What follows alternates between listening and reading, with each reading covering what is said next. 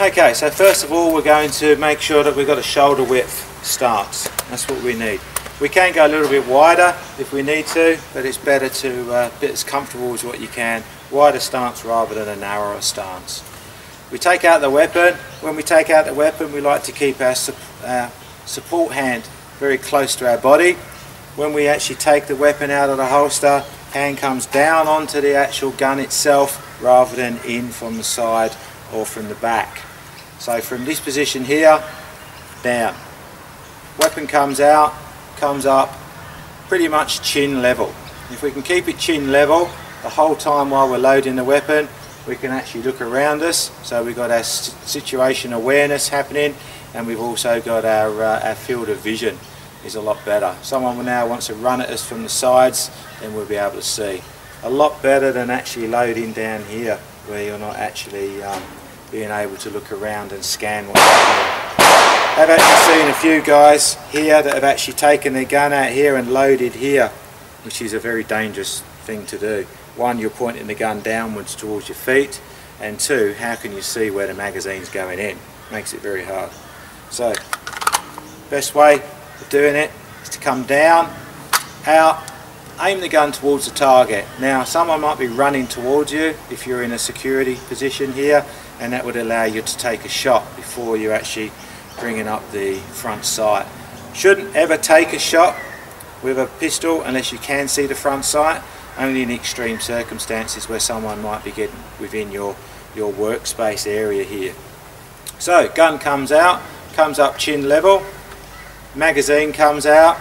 Again, you want to make sure that you're on the smooth side of the magazine, so you've got square sides at the back, and you want to be using this leading finger as well. Okay, we'll use this finger for locating the whole the magazine well. Up here, push it in, firm but not too hard, you don't want to dislodge any of the bullets. Up onto the target, and then hand over the top, and then a real strong rack. Once we've done a real strong rack, if we was now going to holster the weapon, it would be a good idea to quickly check to make sure that there is a round in battery.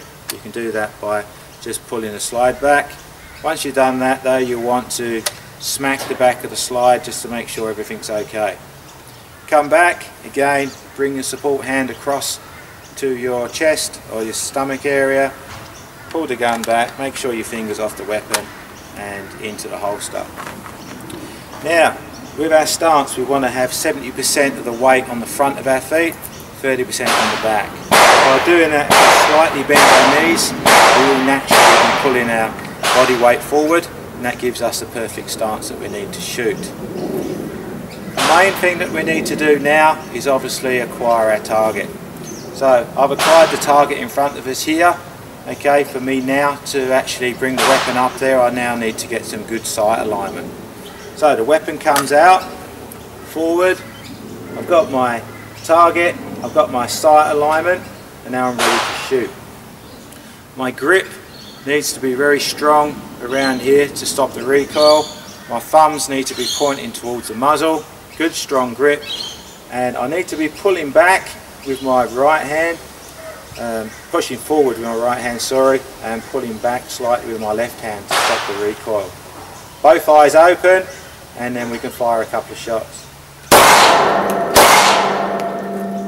2 shots, come back down to the ready position, which is about 1 metre away from our feet, and then we can come back into the holster. Okay, now the stance that we're using now is called the isosceles stance. There are other stances that we can use. The weaver stance is when you can bring your right foot back here, okay, then you would have your right arm straight and your left arm bent, and you can take a couple of shots in the weaver stance.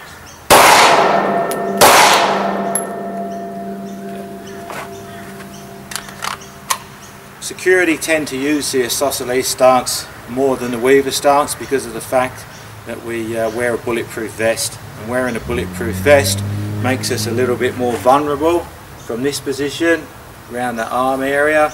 So by being head on like this, we tend to expose the greater area of the bulletproof vest, giving us more protection. Now, some of the things that we do tend to see, which is quite wrong, in the way people shoot. We seem to see people that cup their hands like this, which is completely wrong because they're not covering the side of the weapon there. And we do sometimes see people that put their fingers in front of the trigger guard too, which is not really the proper way to do it. One of the most dangerous things that we see as well is when someone holds a gun with their finger behind the actual slide itself. If I was to fire the gun now here, I would obviously cause a bit of damage to my left thumb here, my support thumb. So the best way to actually handle your gun is to make sure that you've got a good support with your master hand, and your non-master hand is just supporting that hand in by covering as much of the weapon as possible. And you can see how flat the gun will be if you're actually doing it properly.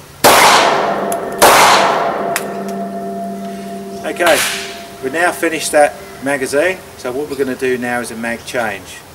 Now you can bounce these mags off the ground, they are quite strong. So on the handle here, this is where our mag release is. We just need to push that and the magazine will drop to the ground.